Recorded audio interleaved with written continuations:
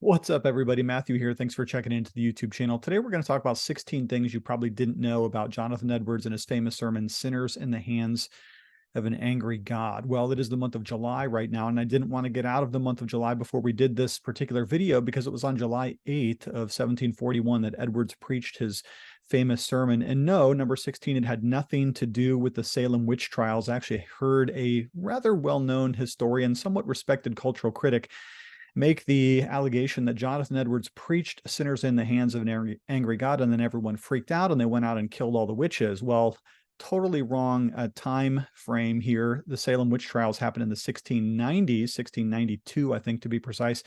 And Jonathan Edwards preached his famous sermon in 1741. So sinners in the hands of an angry God had nothing to do with the Salem witch trials. Now, not only that, number 15, but a lot of people think that Sinners is the ideal representation of Puritan preaching, but actually that's not true either.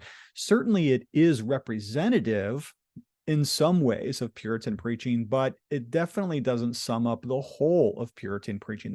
The Puritans were wonderful biblical expositors. They had a very rich and robust doctrine. They preached about all kinds of things. They preached about hell, so that's true, but also heaven. They preached about life. They preached about obedience. They preached about family. They preached about harvest. They preached about fasting. They preached if there was a great thunderstorm. They preached about absolutely everything in all of life from cover to cover in the Bible. So no, they didn't just preach on the doctrine of hell. So while it is somewhat representative of Puritan preaching in some ways, it's not representative of the whole of Puritan preaching in other ways. And not only that, but number 14, it's not actually even his best sermon. Now, certainly it is his best known sermon, and Sinners in the Hands of an Angry God has made it into all kinds of literary anthologies. But there's a lot of sermons that Edwards scholars believe which are actually better. They're better prepared. They're better ordered. Yes, Sinners in the Hands of an Angry God has all kinds of amazing, vivid imagery and metaphor, but probably we should think about other sermons as being his better sermons. For instance, Divine and Supernatural Light might be a really good one to think about. Edwardian preaching. Also, True Saints, When Absent from the Body, Present with the Lord, his funeral sermon for David Brainerd, the missionary. There's so many sermons that are great. And I'm not saying Sinners isn't great. It's great in its own way, but it's not necessarily even Jonathan Edwards's best sermon, though it is certainly a good one. Number 13, there is at least one story of the recounting of Sinners in the Hands of an Angry God in which Edwards wasn't even supposed to preach that night. So this was an evening sermon, again, July 8th of 1741. And in those days, the pastors were itinerating quite a bit, which means they would exchange pulpits. This pastor would go to preach in that pastor's church and so on. And Edwards was actually with a group of 3 or 4 other ministers. And at least one recounting of the story suggests that another minister was scheduled to preach that night. But for whatever reason, and it's not clear exactly what happened there, Edwards ended up preaching his sermon. So we might wonder what would have happened historically if Edwards had not preached and somebody else had. But of course, as we know it, the real history is that Jonathan Edwards did preach that night, and he preached his famous sermon from the text Deuteronomy 32:35, "Their foot shall slide in due time." 12, he did not preach staring at the bell rope. Now, a lot of people have a bad image of what Jonathan Edwards looked like or sounded like when he was preaching. There's 2 wild mistakes here. One is to think that Edwards was kind of all over the place, flying all over the platform with spittle shooting out of his mouth and just making angry noises and growling at the people. He preached nothing like that. Now, George Whitefield, another famous evangelist, did pace around the platform and tell stories and preach his sermons very extemporaneously in style. Whitefield was trained in the theater, and Edwards would certainly be more restrained in comparison to Whitefield, but that doesn't mean that he stared blankly at the bell rope and spoke in a monotone voice, as is the common stereotype about Edwards's preaching. The fact of the matter, it was somewhere in between those 2 things. Edwards, even on that night, was said to have spoken with a very affectionate voice, meaning that he spoke rather emotionally, although with very cool and reasonable logic. And so there's a little bit of truth to that one, but not necessarily as much. In fact, one interesting anecdote between Whitefield and Edwards is that when Edwards heard Whitefield preach with this more extemporaneous style, Edwards actually tried to modify his preaching and went from preaching with a full manuscript to kind of note card type style, which he would hold in his hand, smaller notes, which he could kind of just glance at as he was preaching. Whether or not that's effective, I guess, is another story.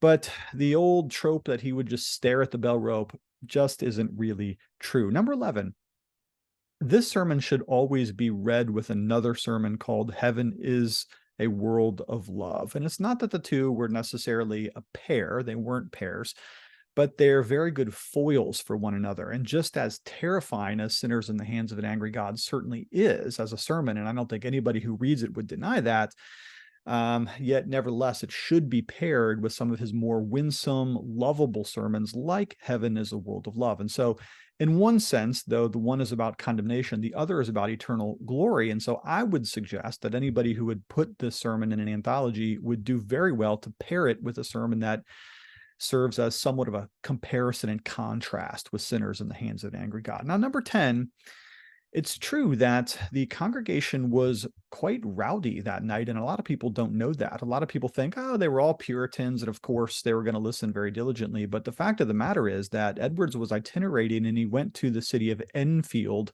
which was notoriously resistant to the revivals. In fact, they were kind of proud of themselves that they hadn't given in to the spirit of the revivalism that was just echoing across the land. Now, a nearby church called Suffield was experiencing revivals, and they had just added 95 communicant members to their congregation, which is really amazing. I mean, think about if your church added 95 people in one short time frame, that'd be significant growth. But Enfield was resistant, and the firsthand witnesses that were there that night actually recorded the fact that as the congregation gathered in, they were kind of rowdy, they were kind of bawdy, they were kind of just not in the mood necessarily to be preached to, maybe a little bit uncouth, maybe even a little bit disrespectful to the visiting ministers. But certainly it didn't end that way. Of course, as you know, as Jonathan Edwards preached the sermon, there was a tremendous movement of God, and the people ended up crying out for mercy and for grace towards the end of the preaching time. And another thing that's not quite known, this is number 9 on our list, is that Edwards actually spoke to 3 groups of people that night. He, at the end of his sermon, he addressed those who were old, and he suggests you're probably going to die soon, so you better get your life in order. And then he talks to middle-aged people who may be distracted by the busyness of life. And then he even spoke to children. Now, you may say to yourself, well, how can children handle a sermon as intense as Sinners in the Hands of an Angry God? But Edwards fully believed that children should be preached to about the realities of life, death, heaven, and hell. And so he certainly did not hold back from them. Now, the only question about this is number 8, whether or not he got that far in the sermon, because as it has been recorded, he never quite finished the sermon. Now, we don't know exactly at what point Edwards stopped preaching that day because of the calling out of the people for clamoring for mercy and the pity of God as they're pleading for repentance and desiring to be born again. At some point, they had to stop the sermon and do some ministration amongst the people in the congregation that night. So we're not sure he actually got to the conclusion, but at least we know what the conclusion was because Edwards had this sermon in manuscript form. And that brings me to number 7. I don't know if you know this, but he actually preached the sermon multiple times. In fact, it seems to be one of his favorite sermons. Now, I was told by one of my mentors that you should never repreach a sermon because each one is a unique preaching event for a particular people at a particular time. But Edwards, he believed that good sermons should be repreached often. And so he would travel with certain of his manuscripts, and Sinners in the Hands of an Angry God is one of the ones that he preached more often. The reason we know that is because Edwards would make some sort of tally marks on his sermons and sometimes a little annotation about where and the when that he would preach it. And you can actually visit the Yale Beinecke Rare Manuscript Library and hold Sinners in the Hands of an Angry God. You better wash your hands first and don't eat some Cheetos first. But you can hold it and you can look at it and you can see there that there are some tally marks indicating that Edwards preached the sermon often. And that brings me to number 6.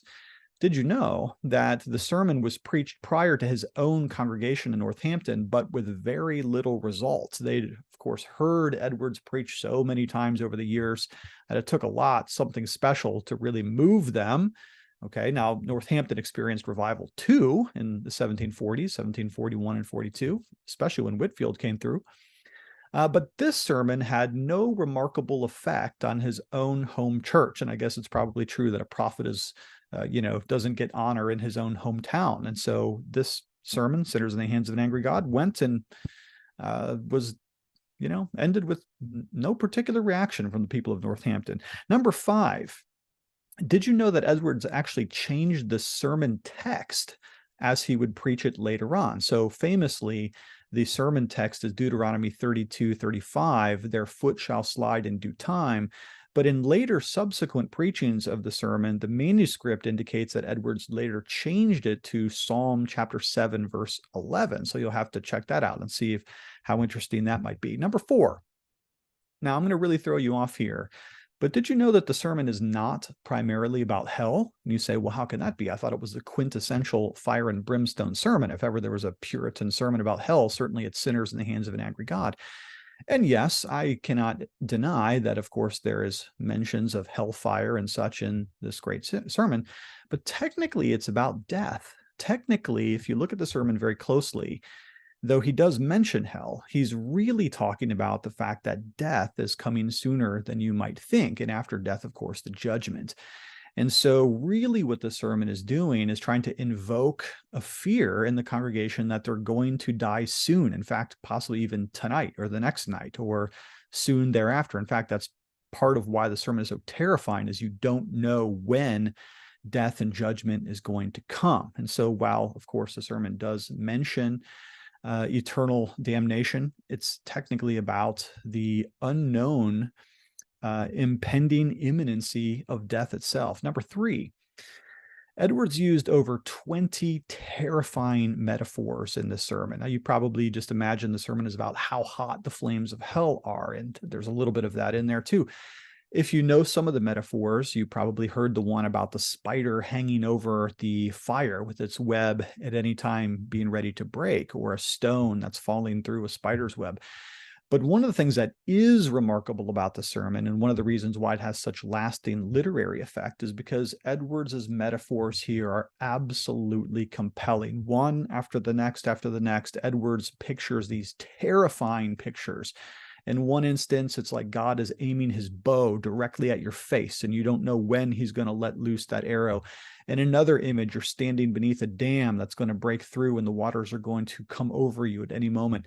In another image, you're walking across a plain, and you're going to slip into the ground in a very weak spot and fall until you can't fall any further. There's all kinds of terrifying images. And so if you haven't read the sermon recently, you should definitely go and check out Edwards's use of metaphor and imagery in this particular sermon. Number 2, this is interesting. Edwards never mentioned that particular evening in any of his writings. Now, you might think, as significant as July 8th, 1741 is, with the preaching of sinners in the hands of an angry God at the congregation of Enfield, as central as that is to the Great Awakening, the first Great Awakening, basically the 1740s, right? And a little bit before that. Edwards never mentioned it. He doesn't mention it in his journals or his diaries. Now, at that time, he'd already pretty much wrapped up all of his diary writings about his own life, except for his personal narrative in 1740. But we don't have many instances, if any at all, about Edwards specifically mentioning that night. And so the only way we know what happened that night is through the writings of others that we've been able to collect, kind of testifying, especially those who were there. And that brings me to number 1. Did you know that sinners in the hands of an angry God, as terrifying as it is, it does end with a gospel invitation, and people forget that. A lot of people are so caught up in some of the fire, or the stone, or the spider, or whatever, that they forget that it ends with a beautiful gospel invitation. In fact, what Edward says is, look out and see how many other people are coming to Christ and getting saved in this revival. And you don't want to be left out of that. All right. Well, hopefully you learned something about this great moment in church history today. Thank you so much for checking into this video. Do love you lots, and we'll talk to you later.